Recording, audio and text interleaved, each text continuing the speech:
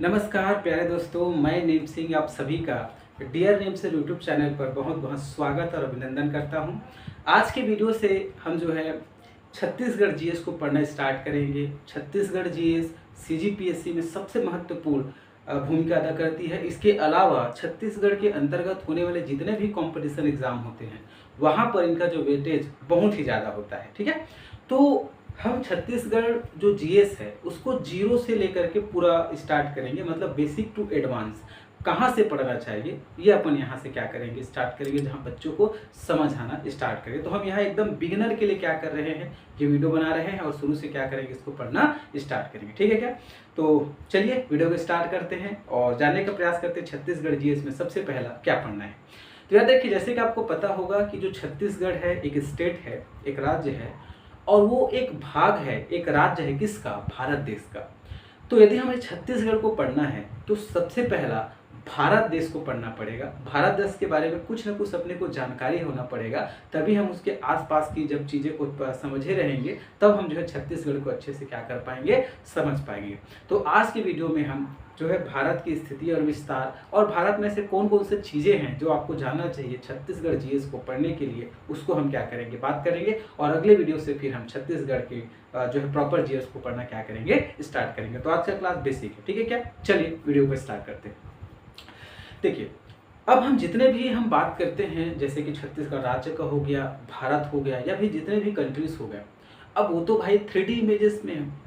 अब यदि हम उसको कागज़ में क्या करना चाहते हैं, उकेरना चाहते हैं, तो संपूर्ण विश्व में देखिए बहुत सारे देश हैं। अब उस बहुत सारे देश को एक कागज़ में उतेरना है, ठीक है। अब कागज़ में उतेर दिए तो कैसे, 2D के फॉर्म पर। तो इसीलिए अपने को कौन सा चीज़ बनाया गया कि उस सारे देश के सारे कंट्री को दिखाने के लिए, पूरे ब्रह्मांड को, सॉरी पूरे पृथ्वी को दिखाने के लिए किसका उपयोग किया जाता है, ग्लोब का। उसी को ग्लोब बोलते हैं। ऐसे गोलाकार जो आप स्कूल वगैरह में दिखे रहेंगे उसी को क्या बोलते हैं, ग्लोब कहते हैं।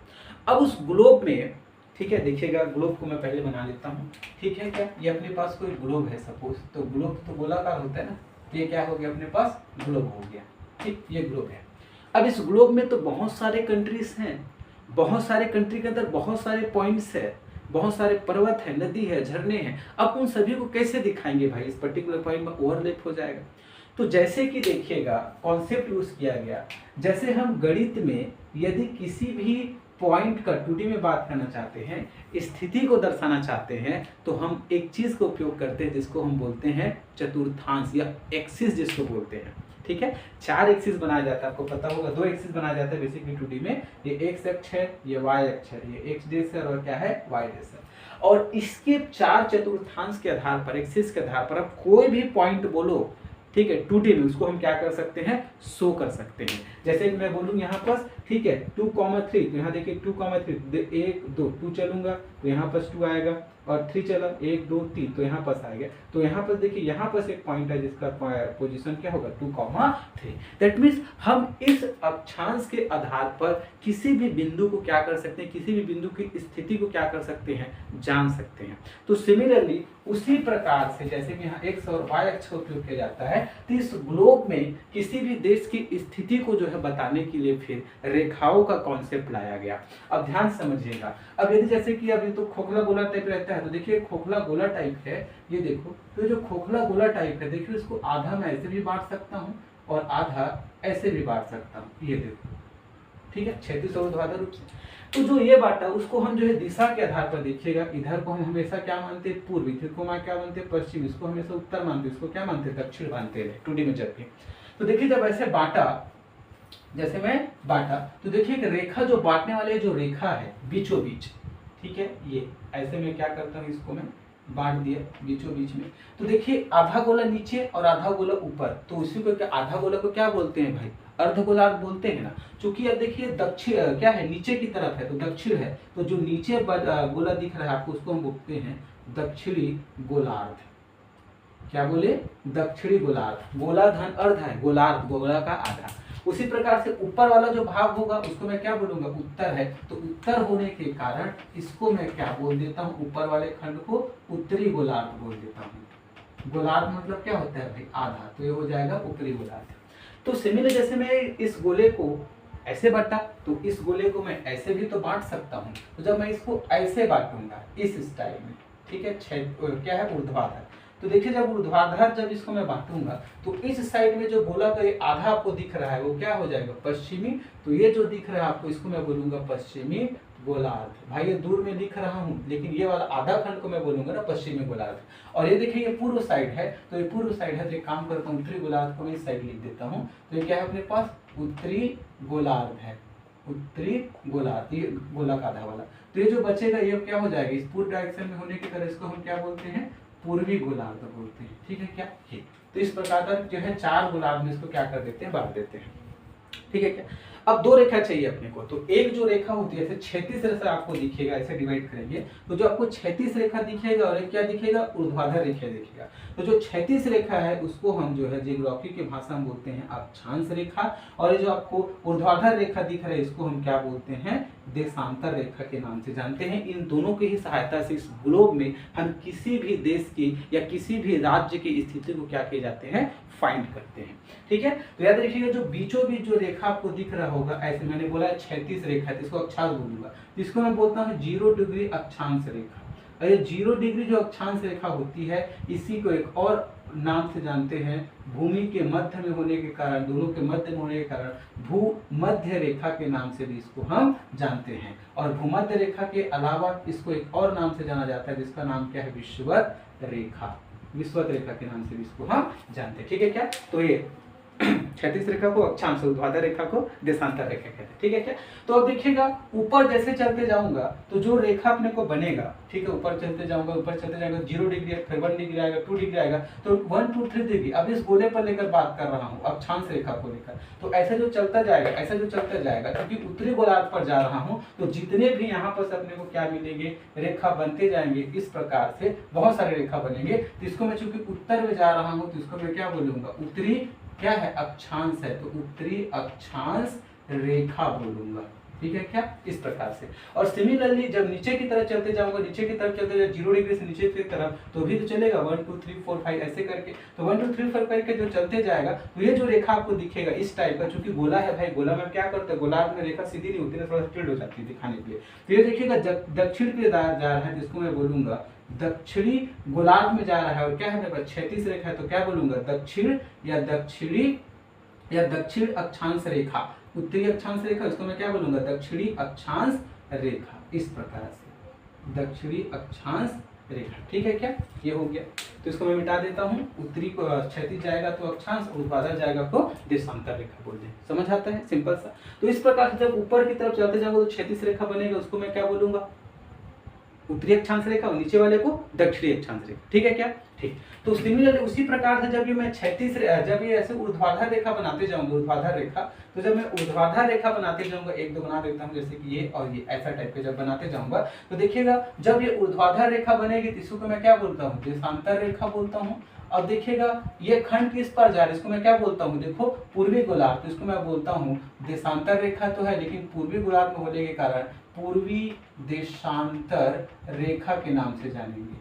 ठीक है, अब देखिए इस गोले के इस भाग पर है लंबवत रेखा, तो इस भाग पर होने का देखो पश्चिम है, तो इसको मैं क्या बोलूंगा, पश्चिमी देशांतर रेखा। ठीक है, और इस प्रकार से दोनों रेखा के हेल्प से हम किसको ड्रॉ करते हैं भाई, किसी भी ग्लोब में किसी भी देश की स्थिति को क्या की जाती है, फाइंड की जाती है। ठीक है क्या, अब देखिएगा ऐसे जो अक्षांश रेखा आपको दिख रही है, तो इसमें देखिए आगे बढ़ते जाएंगे तो जो 23.5 डिग्री जो दक्षिणी अक्षांश रेखा और जो 23.5 डिग्री जो उत्तरी अक्षांश रेखा होती है, तो 23.5 डिग्री जो उत्तरी अक्षांश रेखा होती है, इसी को एक वर्ड से यहाँ पर रेखा का नाम दिया गया है, जिसका नाम क्या है, कर्क रेखा।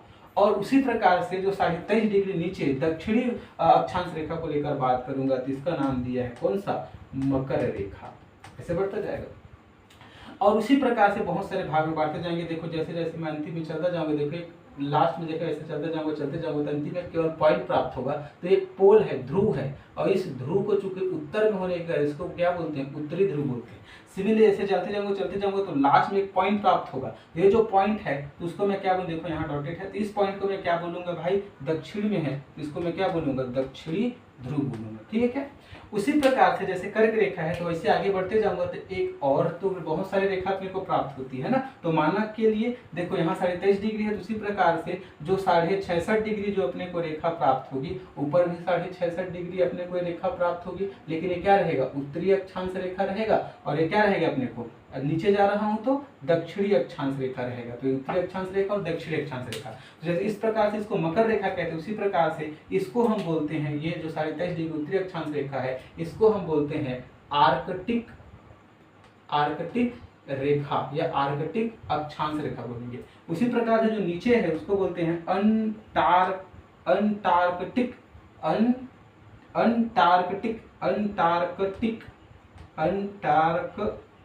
तो इस प्रकार से इसको हम जो है अंटार्कटिक रेखा के नाम से जानते हैं, ठीक है क्या, ये सारी चीजें। तो यदि हम इसी के आधार पर यदि भारत की स्थिति को देखना चाहूँ तो याद रखिए, जब भारत का ग्लोब में देखोगे तो आपको ऐसा है, यहाँ पर अपने को जो है सुंदर भारत आपको क्या होगा, स्थित होते हुए क्या करेगा, आपको दिखाई देगा, ठीक है क्या, इस प्रकार से। तो देखिएगा जो भारत की जो पोजीशन है वो 0 डिग्री से ऊपर में, मतलब हमारा जो भारत है, अब यदि देखोगे तो अक्षांश में देखोगे तो क्या है, उत्तरी गोलार्ध में पड़ रहा है, मतलब पूरा इसका पोजीशन क्या रहेगा, उत्तरी अक्षांश रेखा में, ठीक है। दक्षिण अक्षांश रेखा तो 0 डिग्री के नीचे पड़ता है, लेकिन भारत ऊपर में बात करेंगे। सिमिलरली यदि देशांतर रेखा को लेकर बात करो, देखो बीचों बीच है, इधर जाऊंगा पश्चिमी देशांतर रेखा, इधर जाऊंगा पूर्वी देशांतर रेखा, दैट मींस ये भारत इस गोलार्ध में पड़ रहा है जिस पर देशांतर रेखा क्या रहेगी, पूरा पूर्वी देशांतर रेखा रहेगी, ये खड़ी लाइन। और यदि मैं 36 रेखा को लेकर बात करूंगा पूरा उत्तरी अक्षांश रेखा रहेगा। तो इसलिए भारत की जब भी स्थिति और विस्तार तो देखेंगे तो अक्षांश को देखते हैं तो हमेशा जो है उत्तरी अक्षांश रेखा अपने को पढ़ने को मिलेगा, ऊपर भी नीचे भी। और यदि हम बात करेंगे देशांतर रेखा को तो इधर भी अपने को पूर्वी देशांतर रेखा मिलेगा और इधर भी अपने को पूर्वी देशांतर रेखा मिलेगा। रीजन क्या है, भारत की पोजीशन, ठीक है क्या, ठीक है। तो प्यारे बच्चों, अगले वीडियो में फिर हम जो है भारत की स्थिति और विस्तार को और भारत के सभी राज्यों को क्या करेंगे, समझने का प्रयास करेंगे, ठीक है। हमने जो है ग्लोब को समझने का प्रयास किया और वहां पर 2 रेखा का कॉन्सेप्ट आता है, एक जो है अक्षांश रेखा और एक देशांतर रेखा। तो उन्हीं दोनों की सहायता से हम ग्लोब में किसी भी देश की जो है पोजीशन में, किसी भी राज्य की पोजीशन को क्या करते हैं, फाइंड करते हैं। तो सिमिलरली ये देखिए अपने पास भारत देश है, तो भारत देश को जो हम फाइंड करते हैं जब कहाँ पर से अपने ग्लोब पर, तो देखिएगा यहाँ कौन कौन से जो है अक्षांश रेखा अपने को, देशांतर रेखा देखने को मिलती है, इसी को अपने को क्या करना है, याद करना है, ठीक है। तो जब भी आप भारत को ग्लोब में देखना चाहते हैं तो याद कीजिएगा, एक जो रेखा होगी उसको ऊपर में कहीं न कहीं पॉइंट पर क्या करेगी, टच करेगी, ये देखो ऊपर कहीं न कहीं पॉइंट टच करेगी। और एक जो रेखा होगी, ठीक है, ध्यान देने की बात है, ध्यान से समझिएगा, तो एक जो रेखा होगी इसको इस भाग पर जो है टच करने का प्रयास करेगी, नीचे की तरफ, ये देखिए, तो ये नीचे की तरफ अपने को करने का प्रयास करें, ठीक है क्या। तो सिमिलरली अब ध्यान दीजिएगा, भारत का आप देखोगे पता होगा इस डायरेक्शन में पूरा क्या है, अपने पास जल है, इस डायरेक्शन में भी क्या है, पूरा से अपने पास क्या है, जल है, ठीक है क्या। और ये भारत से क्या है, अपने पास मुख्य भूमि यहाँ तक जुड़ा है। लेकिन हमारा जो भारत का जो है, एक आपको पता होगा, अभी बात करेंगे, लेकिन जो है अपने पास एक केंद्र शासित प्रदेश है, क्या है अपने पास, लक्षद्वीप है, एक है अंडमान निकोबार द्वीप समूह। तो यहाँ तक तो भारत का सीमा है भाई, तो भारत की सीमा वहां तक होने के कारण जो है, यदि हम भारत की पोजीशन को, मेन पोजीशन को फाइंड करना चाहते हैं तो एक रेखा यहाँ पर भी अपने को देखने को मिलेगी, ठीक। उसी प्रकार से ये अक्षांश रेखा है तो देशांतर रेखा भी अपने को देखने को मिलेगी। तो देखिएगा इस प्रकार से अपने को देशांतर रेखा भी देखने को मिलती है। अब इन रेखाओं के आधार पर यदि हम जो है इन रेखाओं को ध्यान में रखेंगे तो अब ग्लोब में जो है भारत की स्थिति को आसानी से फाइंड कर सकते हैं, ठीक है क्या। तो अभी मैं केवल रेखा को बता रहा हूँ और भारत के कौन सा पॉइंट को टच करता है, पूरे जब स्टडी कर लेंगे तो फिर हम समझेंगे, ठीक है क्या। तो देखिएगा ये जो ऊपर आपको दिख रहा है, तो सबसे पहले नीचे की बात कर लेते हैं। तो जो भारत के जो नीचे इस वाले पॉइंट को टच करता है, ये जो रेखा है, ध्यान दीजिएगा 8 डिग्री 4 मिनट। अब जो क्या है, उत्तरी गोलार्ध पर है तो क्या होता है, उत्तरी अक्षांश रेखा, ये नीचे टच करता है। और ऊपर जाएंगे तो देखिए 3, और 3 के बाद क्या आ गया, 3 दूनी 6 और 6 के बाद 7, तो 37.6 मतलब 37 डिग्री 6 मिनट। और ये भी क्या रहेगा, उत्तरी अक्षांश रेखा, ये इसका क्या है, अक्षांश में विस्तार है। उसी प्रकार से देशांतर में लेकर बात करें तो देखिएगा 6 के बाद क्या आता है, 7 के बाद क्या आता है, 8। तो देखिएगा इस प्रकार से जो है 68 मिनट 7 डिग्री और एक देशांतर है, लेकिन पूर्व में रहता है, मैं आपको बताया था। तो क्या है, पूर्वी देशांतर रेखा, यहाँ इसको टच करता है। इस डायरेक्शन में जाओगे तो देखिए 7 से क्या हुआ था भाई, ये एंड हुआ था, तो ये आता है 97 मतलब 97 डिग्री 25 मिनट पूर्वी देशांतर रेखा। तो इस प्रकार से यहाँ से यहाँ तक इसका देशांतरी विस्तार होता है और ऊपर से नीचे रहे क्या होता है, इसका अक्षांश में क्या होता है, विस्तार होता है। ठीक है क्या। अब हमारे पास जो कर्क रेखा में आपको बताया था, जो क्या होता है अपने पास साढ़े 23 डिग्री जो उत्तरी अक्षांश रेखा होती है उसी को कर्क रेखा कहते हैं। और उसी कर्क रेखा के आधार पर हम जो है भारत के राज्यों को जो है हम जो है पहचानने का प्रयास करेंगे। देखिए किसी भी जो है देश को जो है देश कहने के लिए कुछ जो है कंडीशन को सेटिस्फाई करना पड़ता है। सबसे पहला उसका एक निश्चित भौगोलिक क्षेत्रफल होना चाहिए, जैसे भारत का आपको दिख रहा है। दूसरा नंबर में वहां पर जनसंख्या होना चाहिए, कहीं न कहीं लोग क्या करना चाहिए, निवास करना चाहिए। और अंतिम में क्या होना चाहिए, वहां पर प्रशासन होना चाहिए, शासन प्रशासन की घटना होना चाहिए। ठीक है क्या।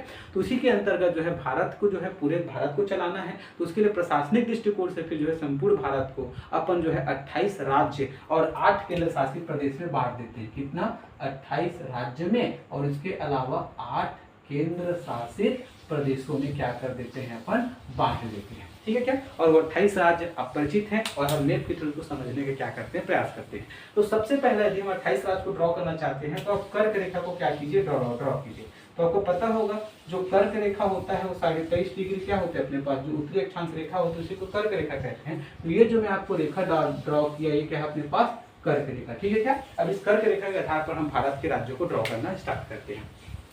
तो देखिए, तो ये जो कर्क रेखा में जो पहला आपको राज्य दिखेगा, ये राज्य है अपन मोदी जी का राज्य, जिसका नाम क्या है, गुजरात। ठीक है क्या। गुजरात के बाद यहाँ पर आपको जो है राज्य अपने को देखने को मिलेगा, बड़ा राज्य है वो क्या होता है, एमपी। एमपी मतलब कहने का तात्पर्य क्या है, यहाँ पर मध्य प्रदेश है। मध्य प्रदेश से लगा हुआ पार्ट यहाँ पर अपने को दिखेगा, जिसका नाम क्या है, छत्तीसगढ़। तो ये अपने को छत्तीसगढ़ देखने को मिलेगा। छत्तीसगढ़ के बाद ये जो ऊपर वाला पार्ट है ये अपने को देखने को मिलेगा झारखंड। ठीक है क्या। और झारखंड के बाद जो अपने को अंतिम जो अपने को राज्य देखने को मिलेगा यहाँ से यहाँ तक, इस प्रकार से ये अपने को देखने को मिलता है पश्चिम बंगाल। क्या है, पश्चिम बंगाल। पश्चिम बंगाल के बाद ये जो 2 राज्य आपको दिख रहा है, ये अपने को पहला राज्य है जिसका नाम क्या है, त्रिपुरा। और त्रिपुरा के बाद ये वाला जो राज्य है इसको हम बोलते हैं मिजोरम। ये इस प्रकार से। तो कितने राज्य हमने ड्रॉ कर दिया, सबसे पहले गुजरात, गुजरात के बाद मध्य प्रदेश, मध्य प्रदेश के बाद छत्तीसगढ़, छत्तीसगढ़ के बाद झारखंड, झारखंड के बाद पश्चिम बंगाल। तो 1 2 3 4 5 और ये क्या हो गया, त्रिपुरा, त्रिपुरा के बाद मिजोरम। कितना हो गया, 7 हो गया। और एक जो अपन स्टेट है यहाँ से ड्रॉ करेंगे और ये जो स्टेट आपको दिख रहा है ये अपने कौन सा, राजस्थान। तो इस प्रकार से जो कर्क रेखा है कुल भारत के 8 राज्यों से होकर गुजरता है। कौन कौन सा, गुजरात, राजस्थान, मध्य प्रदेश, छत्तीसगढ़, झारखंड, पश्चिम बंगाल, त्रिपुरा और मिजोरम। ठीक है क्या। चलिए अब हम नॉर्थ साइड को ड्रॉ करने स्टार्ट करते हैं। तो नॉर्थ साइड में आपको जो ये वाला जो राज्य अपने को देखने को मिलेगा, आप परिचित होंगे, वो क्या है, महाराष्ट्र। ठीक है क्या। महाराष्ट्र के बाद नीचे ये वाला जो राज्य आपको दिखेगा छत्तीसगढ़ से लगा हुआ, ये राज्य है तेलंगाना। साउथ का राज्य तेलंगाना। तेलंगाना के बाद देखिएगा यहाँ से यहाँ तक आपको देखने को मिलेगा, ये वाला जो राज्य है ये है अपने पास कर्नाटक। ये क्या है अपने पास, कर्नाटक। कर्नाटक के बाद यहाँ से लगा हुआ ये जो स्टेट है, ये इसका नाम बोलते हैं अपन कौन सा, केरल। ठीक है। केरल के बाद यहाँ आपको जो है देखने को मिलेगा छोटा सा राज्य जिसका नाम क्या है अपने पास, गोवा। ठीक है क्या। गोवा के बाद अगला हम बात करते हैं, गोवा के बाद ये वाला जो स्टेट अपने को देखने को मिलेगा वो है अपने पास तमिलनाडु। क्या है, तमिलनाडु। तमिलनाडु के बाद यहाँ से अपने को एक स्टेट देखने को मिलेगा, तमिलनाडु के बाद इस प्रकार से यहाँ तक स्टेट। तो यह जो स्टेट आपको देखने को मिल रहा है, ये वाला स्टेट, ये अपने पास क्या है, उड़ीसा है। क्या है, उड़ीसा। उड़ीसा के बाद एक जो आपको नीचे में साउथ का राज्य बन गया जिसका नाम क्या है, आंध्र प्रदेश। तो इस प्रकार से नीचे का राज्य अपने प्यार रखना है कर्क रेखा का, पहला महाराष्ट्र, फिर तेलंगाना, फिर गोवा, कर्नाटक, केरल, तमिलनाडु, आंध्र प्रदेश, फिर उड़ीसा। ठीक है क्या। चलिए अभी जो अपन पूर्वी राज्य है उसको थोड़ा ध्यान देने की बात करते हैं। ये जो आपको ऊपर दिख रहा होगा ये जो राज्य है ये अपने पास क्या है, सिक्किम है। ठीक है। सिक्किम के बाद देखिएगा हम अन्य राज्य को ड्रॉ करना क्या करते हैं, स्टार्ट करते हैं। तो ये वाला ऊपर वाला जो भाग आपको दिख रहा होगा ये वाला, इसका नाम है अरुणाचल प्रदेश। क्या है, अरुणाचल प्रदेश। अरुणाचल प्रदेश के बाद ये देखिएगा ये वाला जो राज्य है उसको हम बोलते हैं नागालैंड। क्या है, नागालैंड। अब नाग देवता है तो ऊपर में क्या रहता है, मणि। तो जो नीचे वाला जो आपको दिखेगा वो है अपने पर ध्यान दीजिएगा, मणिपुर।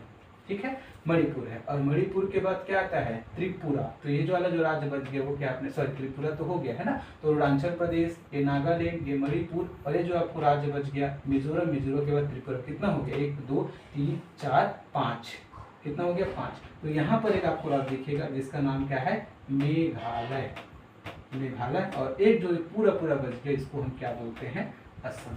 ठीक है, तो इस सिक्किम को छोड़ दे तो जो आपको 7 राज्य दिख रहे हैं, अरुणाचल प्रदेश, नागालैंड, मणिपुर, ठीक है, उसके बाद मिजोरम, मिजोरम के बाद त्रिपुरा, त्रिपुरा के बाद मेघालय। इन सभी राज्यों को हम जो है 7 सिस्टर के नाम से जानते हैं, चूंकि 7 है। ठीक है क्या, और एक अपने पास यहाँ पर सिक्किम है। ठीक, अब अपन पूर्वी राज्यों को, ऊपर के राज्यों को बनाना स्टार्ट करते हैं। देखिए ऊपर के राज्यों को बनाना चाहते हैं तो ये अपन जो है ऐसे इसको क्या कर दीजिए, ड्रॉ कर दीजिए। ड्रॉ करने के बाद ये जो आपको ऐसे करके यहाँ पर कर दीजिएगा। ठीक है, उसके बाद देखिए ये वाला जो राज्य आपको कटा हुआ दिख रहा होगा, उससे पहले हम जो है झारखंड से अब ऐसे जब काटाओगे तो ये जो ऊपर का भाग है यूपी है, उत्तर प्रदेश, और उत्तर प्रदेश के बाद ये वाला जो छोटा सा बच गया वो क्या अपने पास, बिहार, खानसर फेमस। ठीक है, ये हो गया। यहाँ पर देखिएगा, अब यहाँ पर देखिए इसको 2 खंड इस प्रकार से क्या कर दीजिए, बांट दीजिए। तो यहाँ पर देखिएगा ये जो बच गया, जो बीचों बीच होता है, बीचों बीच, उसके बाद ये वाला जो है ये है जम्मू एंड कश्मीर। जम्मू कश्मीर के बाद ये वाला जो पार्ट है पूरा पूरा लद्दाख है, और लद्दाख को ऐसे 2 भागों में बांट कर देते हैं, इसको हम बोलते हैं POK। अब ये पाक अधिकृत कश्मीर है, इसको बोलते हैं COK।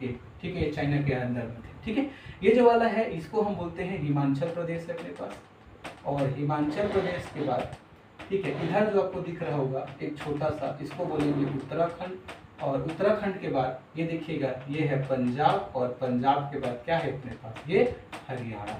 ठीक है प्यारे बच्चों, ये है हरियाणा। तो इस प्रकार से अपने को भारत में 28 राज्य क्या करने हैं, अपने को याद रखना है।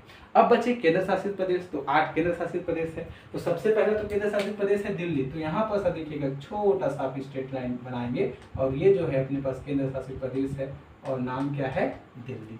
दिल्ली के बाद यहाँ पर से अपने को जो है एक केंद्र शासित प्रदेश देखने को मिलेगा, यहाँ लिख देता हूँ, और वो क्या है अपने पास, चंडीगढ़। तो 2 हो गया, पहला ये, दूसरा ये, तीसरा है जम्मू कश्मीर, चौथा है लद्दाख। तो ये 4 अपने पास क्या हो गया, केंद्र शासित प्रदेश हो गया। इसके अलावा यहाँ और यहाँ 2 आपको देखने को मिलेगा। यहाँ एक केंद्र शासित प्रदेश था जिसका नाम था दादरा एवं नागर हवेली। तो दादरा एवं नागर हवेली, और यहाँ जो आपको दिख रहा होगा यहाँ पर एक चीज था जिसका नाम है दमन एवं दीव। तो दमन दीव, और इसको 2020 में मिला करके एक कर दिया, दादरा नागर हवेली दमन एवं दीव। तो 4 वहां से हो गया, और 5वां केंद्र शासित प्रदेश यहाँ से हो गया। ठीक है क्या, 5वां के बाद आपको तमिलनाडु में यहाँ पर जो है, हालांकि यहाँ बनाते हैं लेकिन यहाँ बहुत सारे पॉइंट्स पर रहते हैं। ये जो है अपने पास एक केंद्र शासित प्रदेश देखने को मिलेगा, इसका नाम क्या है, पांडिचेरी। ठीक है क्या, ये पांडिचेरी है। तो ये 5वां हो गया, और 6वां केंद्र शासित प्रदेश अपन पांडिचेरी है।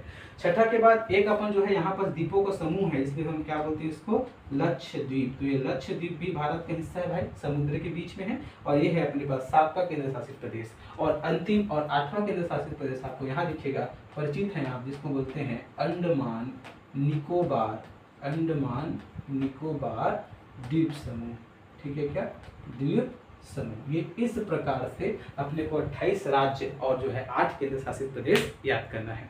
अब इसके हम थोड़ा सा स्थिति और विस्तार को भी बात कर रहे थे। तो देखिए स्थिति और विस्तार को लेकर बात करेंगे, तो यदि हम इसके अक्षांश विस्तार को लेकर बात करें तो देखिएगा ये 8 डिग्री 4 मिनट उत्तरी अक्षांश रेखा से लेकर के 37 डिग्री 6 मिनट उत्तरी अक्षांश रेखा तक होती है। ठीक है, ये जो नीचे सबसे पहला पॉइंट दिख रहा है भारत का मुख्य भूमि से दक्षिणतम बिंदु है, और ये अपने पास कन्याकुमारी, और कन्याकुमारी अपने को कहाँ पड़ेगा भाई, तमिलनाडु में पड़ेगा।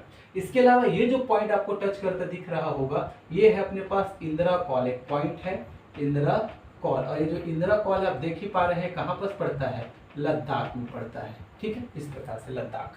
उसके अलावा ये जो पूर्वी देशांतर रेखा आपको देखिएगा, यहाँ पर जो टच किया था, पूर्वी विस्तार को लेकर बात करूंगा, तो 68 डिग्री 7 मिनट पूर्वी देशांतर रेखा से लेकर के 97 डिग्री 25 मिनट पूर्वी देशांतर रेखा तक है। तो ये जो पॉइंट है ये गुजरात में है, और गुजरात में अपने को एक पॉइंट है, एक स्थान है जिसका नाम है, ठीक है क्या नाम है, गौरमोता, ठीक है, गौरमोता ये स्थान है। इसके अलावा हम सौराष्ट्र जो बंदरगाह है उसको भी हम लेते हैं, सौराष्ट्र में पोरबंदरगाह को ये भी लेते हैं, लेकिन गौरमोता को जनरली लिया जाता है 68 मिनट 7 डिग्री 7 मिनट पूर्वी देशांतर रेखा पर। और यदि यहाँ पर बात करेंगे तो अरुणाचल प्रदेश पर एक स्थान अपने को देखने को मिलेगा जिसका नाम है किबीथु। तो ये किबीथु जो है भारत का सबसे पूर्वोत्तम बिंदु है। यहाँ पर जो गौरमोता है सबसे इसका पश्चिमतम बिंदु है। उत्तर वाला सबसे बिंदु इंद्रकौल है, लद्दाख में पड़ेगा।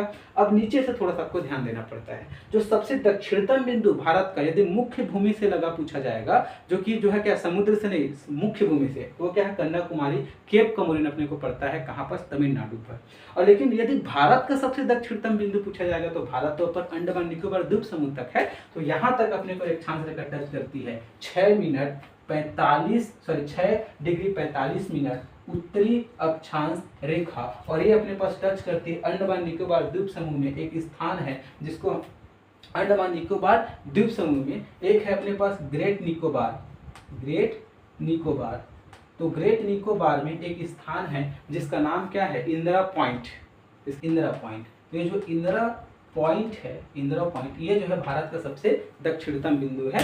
और हम बात करेंगे जो है कन्याकुमारी मुख्य भूमि से लगा हुआ क्या है, दक्षिणतम बिंदु। ठीक है, तो यहाँ तक हमने बात की। ठीक है, भारत में हमने 28 राज्य और 8 केंद्र शासित प्रदेशों का।